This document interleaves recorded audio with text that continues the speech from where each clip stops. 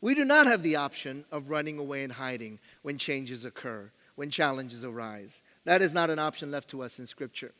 So let's talk about the changes, not just in our urban context these days, but the changes in our society over the last 50 plus years.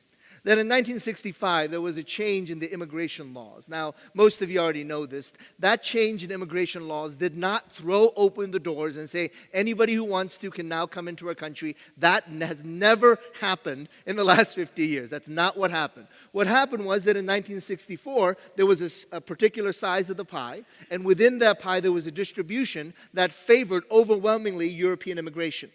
And then in 1965, it was the same size pie, maybe slightly larger, and then slightly larger from there. There was still a quota system in place on who can come into the U.S., but that quota system now meant that other continents could send immigrants as well. So prior to 1965, there were very strict laws that said you can't come into our country. The first of these was called the Chinese Exclusion Act. Can anybody guess what that tried to do? Yeah. They weren't even hiding this. Oh, you're Chinese? We've got an exclusion act just for you. So they weren't even trying to fake this thing. There was a Chinese exclusion act that was pretty explicit about what it wanted to do. And there were similar laws that said we don't want people from certain countries and certain parts of the world. 1965, the change is, yes, we have limitations on the number of immigrants, but now we will take a number from Asia, a number from Latin America. And so that changes the face of immigration, but with that slow change over many, many years, that has changed the face of America. 1965 forward, you're starting to get the influx, particularly from Asia and Latin America, of non-European immigrants. So that by 2008, we had already crossed a major threshold. A third of our nation is now of non-European descent. 2011, 2012, somewhere around that time, half of all the births in America are now of non-European descent. It's another number that actually now goes in between there. This year in 2016, the incoming kindergarten class for the first time was not of any particular majority. It was also of half were of non-European descent. Of course, by 2023, half of all the children, anybody under the age of 18, will be of non-European descent. And that number leads to 2042, where half of all of Americans are going to be of non-European descent. Now, what I want you to see is how 2011, 2016, 2023, and 2042 are linked together. The browning of America is not due to new immigration, it is due to birth rates. It is due to birth patterns. So no matter how big of a wall Donald Trump gets Mexico to build for us, it will not change. It will not change a thing. We have the browning of America. It's a done deal because it's not tied to immigration. It is tied to birth rates. And that's not going to change. That is only continue to creep up. Now, the question then is, not is there change and are there challenges and are there difficult things or different things that are happening in the world around us? Of course there are challenges and changes that are occurring around us. The question is, how will the church respond? We'll be the ones that say, well, we don't want 10,000 refugees in our country because that would really throw off our terrorism task force and say, well, that's not what we want. We don't want new neighbors in our neighborhood because that's going to change our neighbor once again, and we're going to have lower housing prices, and it's going to change our school system, and we're going to feel unsafe. And even that language of what Mexicans bring and the horrible racist language that's been used to describe new immigrants. Are we going to actually say, maybe this is the move of God? Now, here's one of the things that's happening with the change in demographics. The change in demographics means that we are seeing a Christianity that is also beginning to change. This is very exciting, actually. Initially, when there was this massive influx of immigrants into the United States, the first fear, and this was outlined by the work of Diana Eck at Harvard University. She was doing a major study on global religions and about religions in America, and she said that if we have more immigrants coming into the U.S., we're going to become less Christian. We're going to have more Buddhists and Hindu and Muslims. It's going to change what American religion looks like. Turns out she was actually wrong about those numbers. And Stephen Warner at the University of Illinois points out, actually, what we're not seeing is the de-Christianization of America. but we're seeing the de-Europeanization of American Christianity. You see the difference there? Not the de-Christianization of America, but the de-Europeanization of American Christianity. Especially when I speak among evangelical circles, I get this pushback. I was like, Pastor, Professor, we've got a Buddhist temple in our neighborhood. Really, really nervous about this Buddhist temple. What are they going to do? They're going to, maybe they have a youth outreach or something, which completely misunderstand what Buddhism is about. Maybe they're going to have a youth outreach and take our kids into these Buddhist temples. So I said, that's wonderful. I mean, okay, you're right. 30 years ago, that Buddhist temple was not in that suburban neighborhood, and there is one there now. But have you looked at the 10 Chinese American churches that started at the same time, the 40 Korean churches that started at about the same time, the fact that your Catholic parish transitioned to an all-Vietnamese community over the last 15 years? Have you looked at that? No, you're so focused on that one Buddhist church that you're not realizing how much God is moving, even through the Buddhist church, but look at all the churches that God has planted through these communities. Even in our fear and this kind of Islamic phobia, it's a both-and equation there as well. That maybe there's an answer to our prayers for missions and that we will be able to reach the Islamic world and all these prayers that we've offered up. I'm at an age where I remember 35 years ago, where we used to pray for the communist bloc nations. Remember that? Mission conferences, we would pray for the communist bloc nations to fall. We would pray for the gospel to go to Eastern Europe and to the Soviet Union and to China. And after all those prayer meetings and mission conferences and books we read, what happened? God answered our prayers. The communist bloc did fall, and in my senior year in seminary, my mission professor was an Eastern European. And what we're seeing was this incredible answer to prayer. And right now, in terms of most statistics that are out there, China is more Christian than the United States. In terms of actual number of believers, there are more Chinese Christians than there are American Christians right now, if you count or try to count the number of those who participate in underground churches. So God answered decades of prayer where we said, Lord, help the gospel go in to these nations. Then we shifted prayer because God had answered that prayer. Over the last 20 plus years, we've been praying for what? For God's word and gospel to go into the Muslim nations. Yeah, that's at least all the mission conferences that I've been going to, all the books that I've been reading about Islam, and all the books about praying for these Muslim nations. We've been doing that a lot for the last 25 years.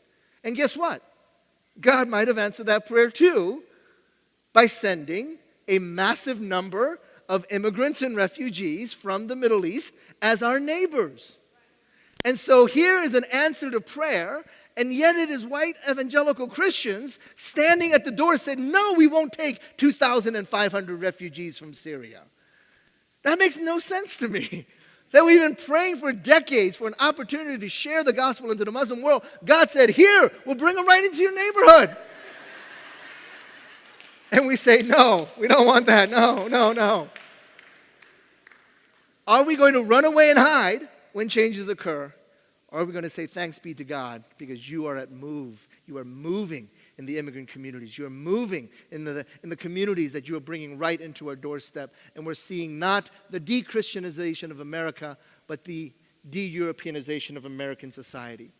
So, we don't run away and hide. But we also don't give in to the patterns and behaviors of the world either. And that's what we see in Jeremiah chapter 29, the very next two verses. This is what the Lord Almighty says, do not let the prophets and diviners among you deceive you. The key words there, prophets, which actually means, of course, false prophets, because these false prophets were saying, you know what, it's going to be okay. They're the ones that were saying, I know you're in exile right now, but give it a week, maybe a month, we'll be back in Jerusalem. Everything will be okay. And so that's why Jeremiah has to write this letter, say, that's not what's going to happen. This is what Yahweh actually says. So they were listening to the false prophets. Why? Because the false prophets were saying what they wanted to hear. It's always good to hear what you want to hear. You never want to hear the tough message. You want to hear what you want to hear. And so they were using false prophecy and also specifically the practice of divination. Divination was a particular magic art, magic formula practice that was very common in Babylon. So the people of God were tempted to give in to the world around them and start using the methods of magic practices that was very prominent in Babylon at that time. In other words, give up, give in, and just do what the rest of the world does. And that's not what we're allowed to do either. We're not allowed to follow the patterns of the world when God calls us to the patterns of His word and His truth. So here's what's happening in terms of the divination practices. They were following a magic formula because magic formula works. Idolatry actually works. Here's how it works. Imagine going to a vending machine and you have, how much is a Coke? $5 to pay for that bottle of Coke. You pump in your $5 and you type in J2, and what's supposed to come out is Diet Coke because that's the picture next to J2. But out pops Mountain Dew. And you are justifiably upset because that's not the way vending machines are supposed to work.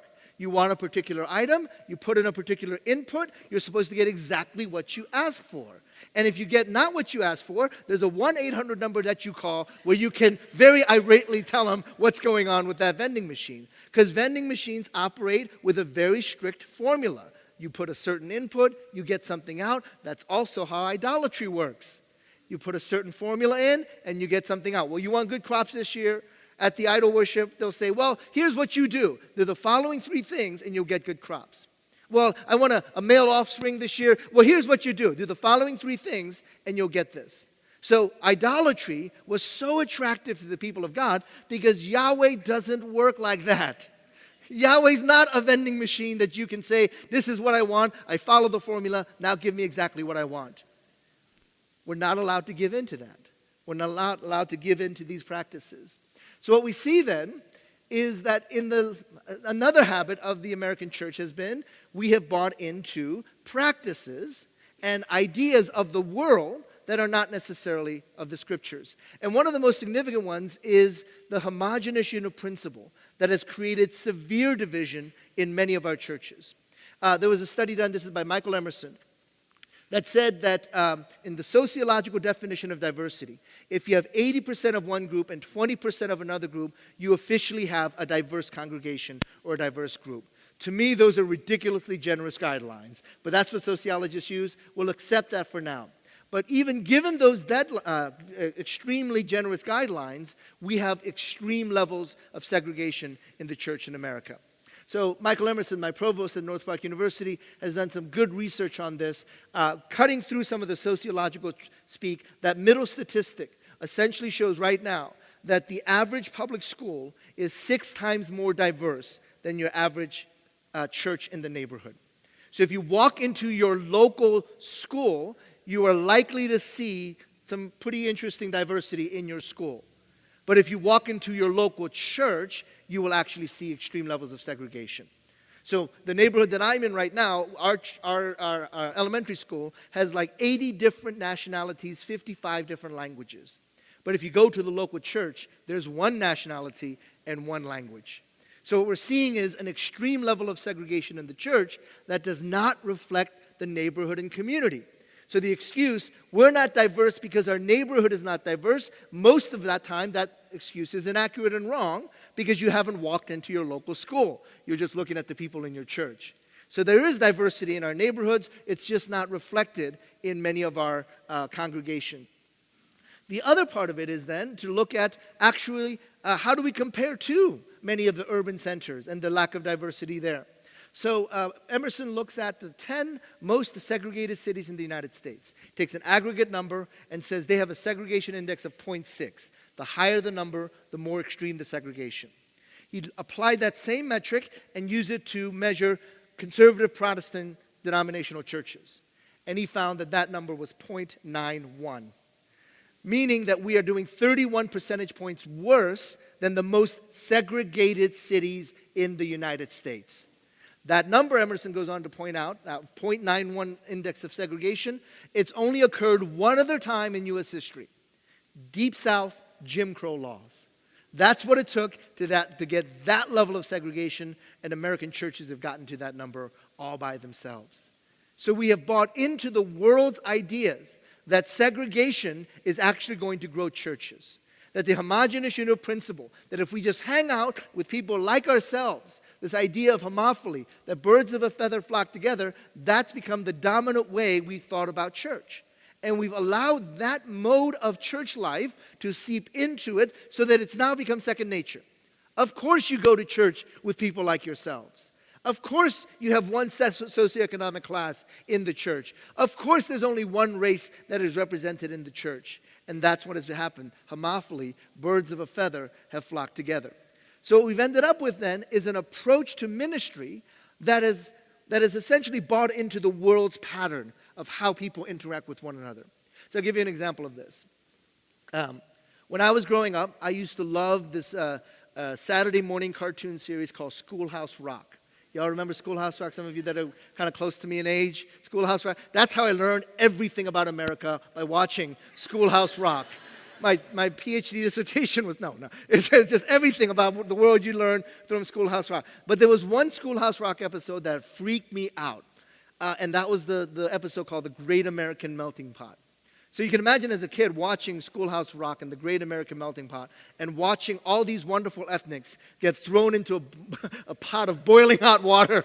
And it's like, what? Is that what they do to people in America? They throw them into boiling hot water? And so this episode of people joyfully, gleefully sliding down a slide into boiling hot water. And so the idea was a Chinese person can fall into that water and how their Chinese ethnicity melt away. And all their Irish ethnicity melt away. And their Greek ethnicity melt away. And you get this huge, massive cream of mushroom soup. And that's the great American melting pot.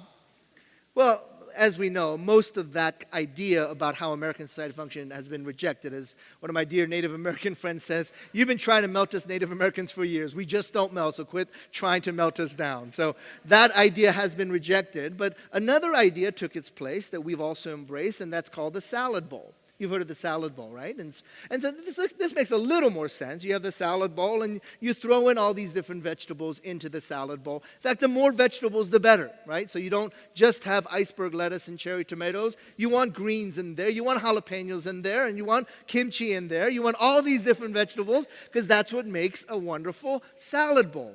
But our problem with the salad bowl is we take the biggest vat of creamy ranch and just douse the whole thing with creamy ranch. And you end up with all the vegetables tasting like creamy ranch.